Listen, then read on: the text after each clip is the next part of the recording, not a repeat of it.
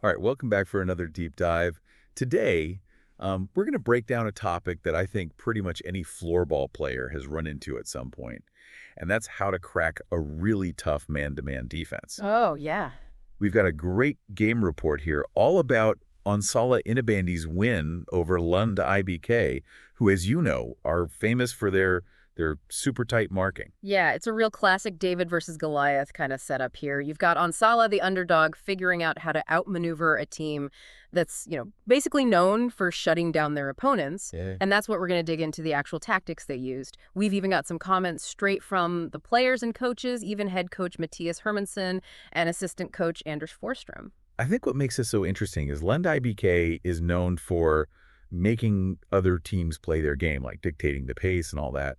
But here it sounds like Onsala totally flipped the script For sure. and they had this long bus ride to get to Lund for the game, which honestly you'd think would be a disadvantage. But they actually used that time for tactical discussions and team bonding. That pregame prep, it really highlights the mental game, don't you think? Oh, absolutely. I mean, one of the players, Clara Hagstrom, she even mentioned that the bus ride kind of helped them get in the right headspace. For sure. It's not just about being physically ready, Right. You got to be mentally prepared to face a team like Lund, especially with their reputation for having such a strong defense. And Onsala went in expecting that tight man-to-man coverage. But, and this is interesting, another player, Al Volanto, mentioned that Lund didn't actually press as aggressively as they thought they would. See, and that's where things get really interesting. Imagine you're an Onsala player. You're expecting to be hounded every step you take, but suddenly you've got a little breathing room. So what do? Well, Onsala, they chose to use that unexpected space to their advantage. They kept possession and moved the ball strategically. So instead of letting it rattle them, they used it to their advantage. It's like they lured Lund in, making them think that their reputation alone was going to be enough. Right. Then the first period was a total defensive battle, a real nail-biter, no goals scored. Onsala's young goalkeeper, Maja Tamervik, had some incredible saves, really stood out. Tomarvik, yeah, her performance was huge, but it wasn't just her individual skill, right? Onsala's strategy from the get-go was to draw those Lund players higher up the pitch. Picture it, the Lund defenders, they're so focused on their individual matchups that they get pulled out of position. Yeah. And that leaves gaps in their defensive line. And that's where I noticed head coach Hermansson kept using this phrase, playing big, right? Exactly. I saw that in the report. Yeah, playing big, in this context, it basically means spreading the floor, using the full width of the court to stretch out Lund's defense. So you force those man markers to cover more ground, and that creates those pockets of space that Onsala can then exploit. So smart. Yeah, and that patience paid off in the second period. Lund scored first, though. Oh, yeah. They capitalized on, like, a defensive error by Onsala, it happens. But it would have been easy for Onsala to get rattled, But they didn't. They stuck to the game plan. And who better to lead the charge than their captain, Ellen Hagerstrand? Oh, she's amazing. Right. Hagerstrand tied the game with a fantastic goal. Showcased her ability to just find space and finish clinically. It's like she has a sixth sense for where to be on the court. It's not just luck, though. Remember how Onsala was drawing Lund's defenders out of position? Well, that created opportunities for players like Hagerstrand to exploit those gaps. They were constantly moving, making it super tough for Lund's man markers to keep up. That's where assistant coach Forsstrom's speed kills philosophy comes in, right? Yes. Remember, he talked about that in the report, how Onsala's speed and movement just made them so hard to defend against. And it wasn't just like raw speed either, but quick thinking and passing. Exactly. They were like, imagine like a swarm of bees buzzing around a hive, constantly shifting positions, making it impossible for Lund to settle into their defense. And just when things were looking up for Onsala, they got hit with a penalty. Olivia Wickman got called for abstraction and gave Lund a power play. Uh-oh. Yeah. That could have been a turning point for sure. A power play is a perfect opportunity for a team like Lund to take control, especially with their man-to-man focus. Absolutely. But even down a player, Onsala didn't panic. They went into this super compact defensive formation, made it incredibly difficult for Lund to get through. Remember, their goal was to disrupt Lund's rhythm, and they did that by forcing them to pass the ball around the perimeter, not letting them have those easy drives to the net. Smart. And once again, Maja Tamervik was huge in goal, made some big saves to keep the score tied at 1-1. She's a wall. It's worth noting, though, even though Onsala was playing defensively, they were still looking for those quick transition opportunities. They weren't content to just sit back and wait. They wanted to catch Lund off guard with fast breaks. So the second period ended in a tie, but the third period is where things got really interesting, right? The third period was a masterclass in tactical adjustments. Onsala, now with the momentum from holding off that power play, started to really take charge. And of course, Ellen Hagerstrand, she scores her second goal of the game, puts Onsala in the lead. It felt like every time Lund adjusted, Onsala had an answer. They were always one step ahead.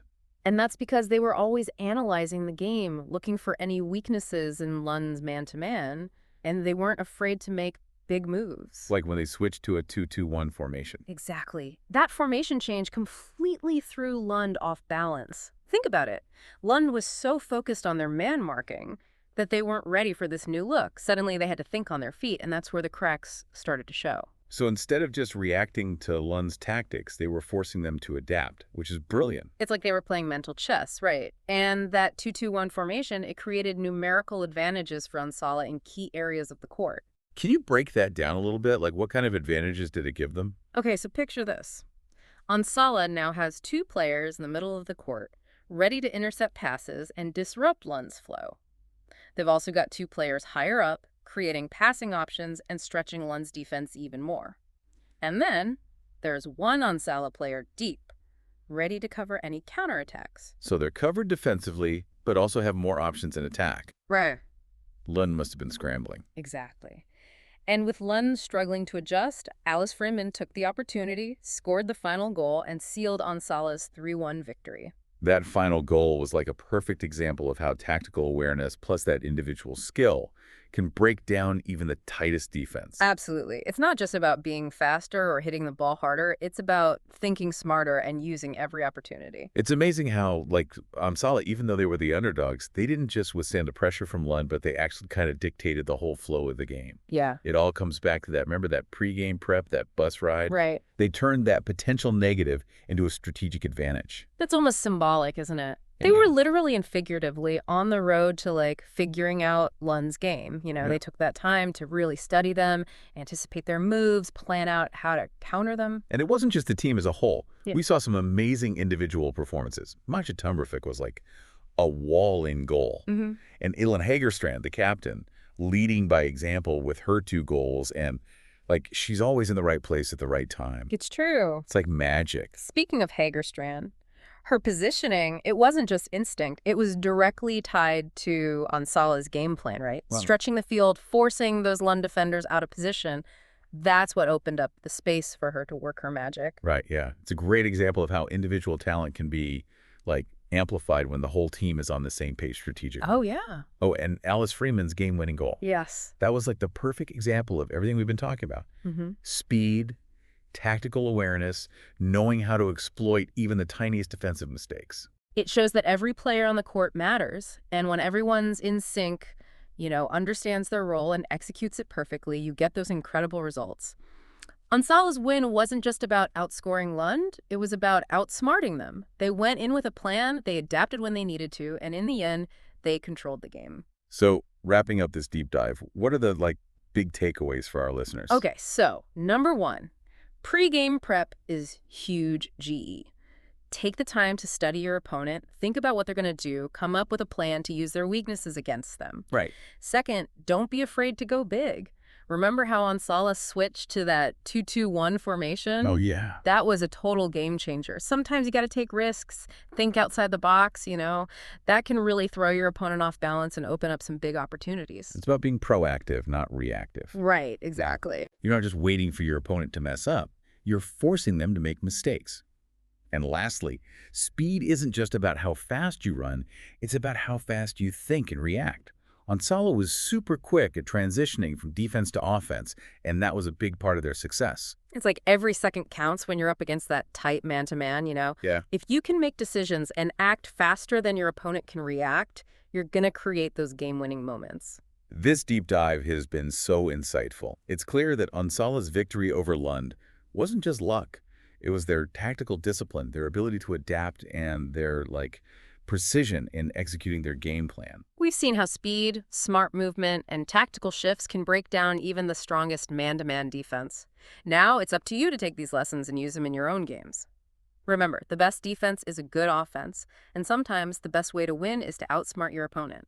Until next time, keep diving deep.